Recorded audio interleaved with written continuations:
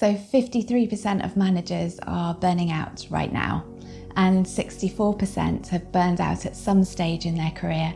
So burnout's a really big problem. It's the single biggest impact on unplanned absences and employee turnover. When somebody comes to work with me, they often don't know what they need next. They have no clue what direction they're going in. So I help people to slow down and to take stock on where things are at in their life as it is, and help them recover who they really are before they started all these patterns of behaviour that are now getting in their way. Organisations engage with me to deliver keynotes, lead workshops, and run executive retreats. I help bring leaders back when they've been signed off or they're on the brink of burnout. Individuals reach out to me directly when they've had the epiphany that it really is tough to get through burnout alone, and that it's okay to ask for help. When clients first make contact, they are often experiencing a combination of overwhelm, exhaustion, anxiety, confusion, and a loss of direction, along with a variety of physical symptoms. Burnout creeps up on us like quicksand, and when we're in it, the way out can feel hard to find or grasp.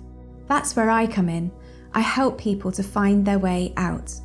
Over the past 15 years, I've created a unique process that begins with a retreat.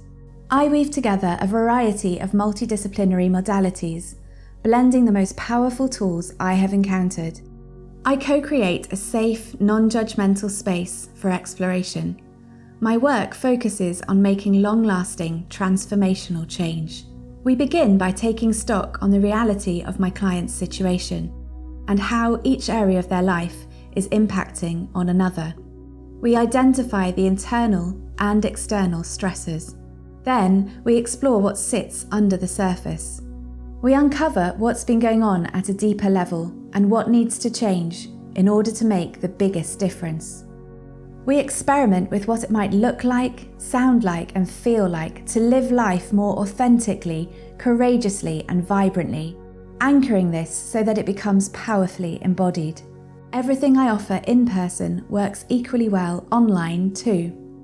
People leave feeling energized, reinvigorated, and with a sense of clarity and purpose. As the UK's leading executive burnout coach, burnout prevention and recovery are the sole focus of what I do. I was speaking, writing, and coaching on burnout long before it became such a prolific problem.